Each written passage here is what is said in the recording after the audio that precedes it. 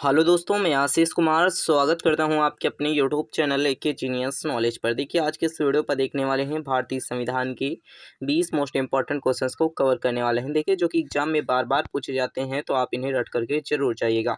Part number 19 है, तो part number 18 तक की आपको इसी वीडियो के डिस्क्रिप्शन बॉक्स पर उनकी लिंक मिल जाएगी। साथ ही अगर आप हमसे टेलीग्राम ग्रुप या फिर व्हाट्सएप ग्रुप से जुड़ना चाहते हैं, तो उसका भी लिंक आपको इसी वीडियो के डिस्क्रिप्शन बॉक्स पर मिल जाएगा। साथ ही आइए शुरू करते हैं। तो यहाँ पर हम शुरू करते हैं 381 से लेकर के 400 नंबर तक के क्वेश्चंस को कवर करने वाले हैं। तो संविधान का वह कौन सा भाग है जो संविधान के निर्माताओं की और उद्देश्यों को जो कि हमारे पास से प्रतिपादित करता है? तो देखिए, इसका जो राइट आंसर हो जाएगा, राज्यों के नीति निर्देशक तत्व जो हमारे पास हैं, वो जो कि हमारे पास हैं संविधान के निर्माताओं के मस्तिष्क और उद्देश्यों को जो कि हमारे पास से प्रतिपादित करता है। इसी के साथ आइए बात कर लेते हैं अगला क्वेश्चन। तो अगला क्वेश्चन हमारे पास है, राज्य के नीति निर्देशक तत्वों में निम्नलिखित में से किन किन प्रकार के सिद्धांत अंतर्निहित होते हैं? देखिए, इसका जो राइट आंसर हो जाएगा, किन किन के प्रकार के सिद्धांत होते हैं, तो उपयुक्त सभी। अर्थात यहाँ पर देखिए, प्रशासनिक सिद्धांत, सामाजिक सिद्धांत, आर्थिक सिद्धांत, ये तीनों सिद्धांत जो कि हमारे पास नीति निर्देशक तत्वों में जो कि शामिल होते हैं। किसके नीति निर्देशक तत्वों में? तो राज्यों के नीति निर्देशक तत्वों में शामिल होते हैं। इसी के साथ आइए बात कर लेते हैं अगला क्वेश्चन। तो अगला क्वेश्चन मेरे पास है, भारतीय संविधान में राज्य के नीति निर्देशक सिद्धांतों को शामिल करने के लिए पीछे जो कि हमारे पास है मुख्य उद्देश्य क्या होता है? शामिल करने का पीछे मुख्य उद्देश्य जो होता है, वो कल्याणकारी राज्य की स्थापना करना इसका मुख्य उद्देश्य होता है। तो इसका जो राइट आंसर है, ऑप्शन बी हो जाएगा। इसी के साथ आइए बात कर लेते हैं अगला क्वेश्चन। तो अगला क्वेश्चन मेरे पास है, संविधान में राज्य के नीति निर्देशक तत्वों को शामिल करने के पीछे क्या उद्देश्य होता है? देखिए, इसका जो राइट आंसर हो जाएगा, संविधान में यहाँ पर पूछा गया है, राज्यों के नीति निर्देशक तत्वों में शामिल करने का उद्देश्य होता है सामाजिक आर्थिक लोकतंत्र की स्थापना करना। ऑप्शन सी इसका राइट आंसर हो जाएगा, सामाजिक आर्थिक लोकतंत्र की स्थापना करना। इसी के साथ आइए बात कर लेते हैं अगला क्वेश्चन। तो अगला क्वेश्चन हमारे पास है, निम्न में से किसे नीति निर्देशक सिद्धांतों को बैंक के अनुसार देह जो कि हमारे पास है उत्तर जो कि हमारे पास है दिनांकित चेक कहा जाता है? तो देखिए, इसका किसने कहा था? तो इसका जो राइट आंसर हो जाएगा, केटी सियान ने कहा था। तो ऑप्शन इसका राइट आंसर हो जाएगा डी, ऑप्शन इसका डी राइट आंसर हो जाएगा। इसी के साथ आइए बात कर लेते हैं अगला क्वेश्चन। तो भारतीय संविधान का वह कौन सा जो कि समाजवादी व्यवस्था स्थापित करने की प्रेरणा देता है? तो देखिए, समाजवादी अंग जो हमारे पास है, वो व्यवस्थापित करने की प्रेरणा कौन देता है? तो इसका जो राइट आंसर हो जाएगा, नीति निर्देशक तत्व देता है। ऑप्शन इसका राइट आंसर हो जाएगा, ऑप्शन सी हो जाएगा। इसी के साथ आइए बात कर लेते हैं। तो संविधान में कल्याणकारी राज्य का आदेश दिया जाता है, तो किसके आधार पर दिया जाता है? तो नीति निर्देशक तत्वों के आधार पर जो कि संविधान में कल्याणकारी राज्य के आदेश दिया जाता है, अर्थात कल्याणकारी राज्य हो, इसके लिए जो कि संविधान में नीति निर्देशक तत्वों को बताया गया है। अब देखिए, नीति निर्देशक सिद्धांत क्या होता है? तो देखिए, यहाँ पर वाद योग नहीं है, तो ऑप्शन इसका जो राइट आंसर हो जाएगा, नीति निर्देशक सिद्धांत क्या है? तो वाद योग नहीं है, तो ऑप्शन इसका ए राइट आंसर हो जाएगा।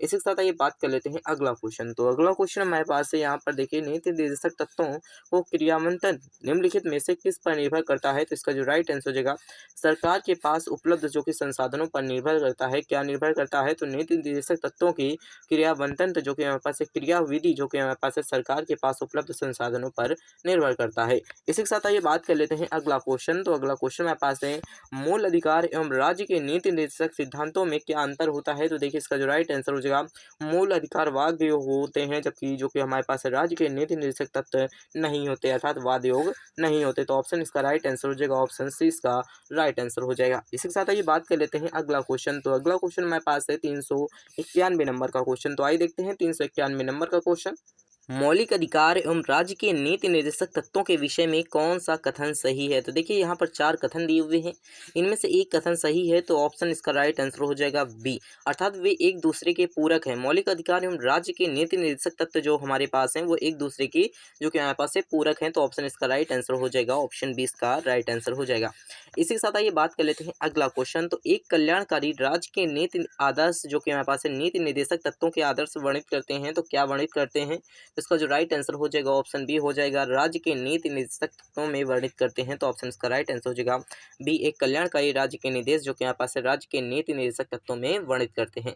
इसी के साथ आइए बात कर लेते हैं अगला क्वेश्चन। तो अगला क्वेश्चन हमारे पास है, नीति निर्देशक तत्वों को जो कि यहाँ पास है कार्यान्वित करने के लिए एक मूल अधिकारों का जो कि हनन हो सकता है? तो देखिए, इसका राइट आंसर हो जाएगा, कुछ का हनन हो सकता है, कुछ का नहीं हो सकता। तो इसका ऑप्शन ए राइट आंसर हो जाएगा, नीति निर्देशक तत्वों में जो कि यहाँ पास है कार्य करते समय जो कि मूल अधिकार अधिकारों का हनन हो सकता है? तो हाँ, हो सकता है। कुछ का हो सकता है लेकिन कुछ का नहीं हो सकता। तो इसका जो राइट आंसर हो जाएगा ऑप्शन ए हो जाएगा। इसी के साथ आइए बात कर लेते हैं अगला क्वेश्चन। तो अगला क्वेश्चन मेरे पास है, भारत के संविधान में अंतर्राष्ट्रीय सुरक्षा का प्रोत्साहन देना जो कि मेरे पास है सन्निहित होता है। तो क्या निहित होता है? तो इसका जो राइट आंसर हो जाएगा, राज्यों के नीति निर्देशक तत्वों में जो कि मेरे पास है निहित होता है। संविधान में अंतर्राष्ट्रीय सुरक्षा को जो कि मेरे पास है प्रोत्साहन देना जो कि मेरे पास है सन्निहित होता है। इसी के साथ आइए बात कर लेते हैं अगला क्वेश्चन। तो अगला क्वेश्चन मेरे पास है, समान कार्य के लिए समान वेतन भारत के संविधान में सुनिश्चित किया गया है। तो क्या किया गया है? इसका जो राइट आंसर हो जाएगा, क्या किया गया है? तो इसका जो राइट आंसर हो जाएगा, राज्य के नीति निर्देशक सिद्धांत का एक अंग है कि सामान्य कार्य के लिए समान वेतन भारत के संविधान में निश्चित किया गया है। ऑप्शन इसका राइट आंसर हो जाएगा, ऑप्शन डी इसका राइट आंसर हो जाएगा। इसी के साथ आइए बात कर लेते हैं अगला क्वेश्चन। तो भारतीय संविधान में जो कि हमारे पास है निम्नोक्ता भारत में से किस एक न्यायपालिका एवं कार्यपालिका के जो कि हमारे पास है पार्थक्य का प्रावधान है? तो देखिए इसका जो राइट आंसर हो जाएगा ऑप्शन सी हो जाएगा। राज्य के नीति निर्देशक सिद्धांतों का जो कि हमारे पास है जो कि न्यायपालिका एवं कार्यपालिका में पार्थक्य का सब प्रावधान रखा गया है। इसी के साथ आइए बात कर लेते हैं यहाँ पर 397 नंबर का क्वेश्चन। तो भारतीय संविधान में राज्य के नीति निर्देशक सिद्धांत को किस मुख्य कारण से सम्मिलित किया गया है? तो देखिए इसका जो राइट आंसर हो जाएगा, कल्याणकारी राज्य की स्थापना के लिए जो कि सम्मिलित किया गया है। तो ऑप्शन इसका राइट आंसर हो जाएगा, ऑप्शन बी इसका राइट आंसर हो जाएगा। इसी के साथ आइए बात कर लेते हैं अगला क्वेश्चन।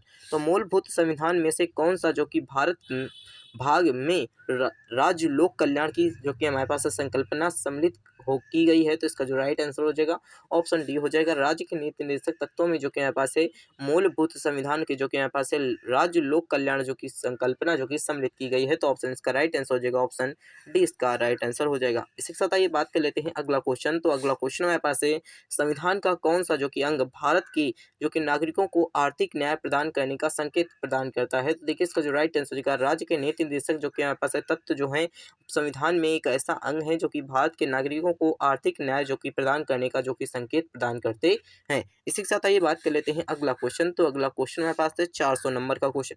निम्नलिखित में से कौन राज्य के नीति निर्देशक सिद्धांत नहीं है? तो देखिए इसका जो राइट आंसर हो जाएगा, निजी संपत्ति को समाप्त करना जो कि हमारे पास है निजी संपत्ति की जो कि समाप्ति जो कि हमारे पास है राज्य के नीति निर्देशक सिद्धांतों के अंतर्गत नहीं आता। देखिए यहाँ पर 14 वर्ष तक के बच्चों को निःशुल्क जो कि अनिवार्य शिक्षा प्रदान करना ये आता है। अंतर्राष्ट्रीय शांति को प्रोत्साहन देना ये आता है। इसी के साथ हमारे पास है गोवध निषेध ये भी आता है। तो इसका जो राइट आंसर हो जाएगा ऑप्शन डी हो जाएगा। क्या नहीं आता? तो निजी संपत्ति की जो कि समाप्ति नहीं आता। देखिए यहाँ पर हमने 20 क्वेश्चन कवर कर लिए। इसी के साथ देखिए अगर आप चैनल पर नए हैं तो चैनल को सब्सक्राइब करके अपने दोस्तों के साथ शेयर जरूर कर दीजिएगा। और साथ ही देखिए आपको बता दें कि अगर आप हमसे टेलीग्राम ग्रुप या फिर व्हाट्सएप ग्रुप से जुड़ना चाहते हैं तो इसका लिंक जो कि आपको इसी वीडियो के डिस्क्रिप्शन बॉक्स में मिल जाएगा, वहाँ से जाकर के आप हमसे कनेक्ट हो सकते हैं।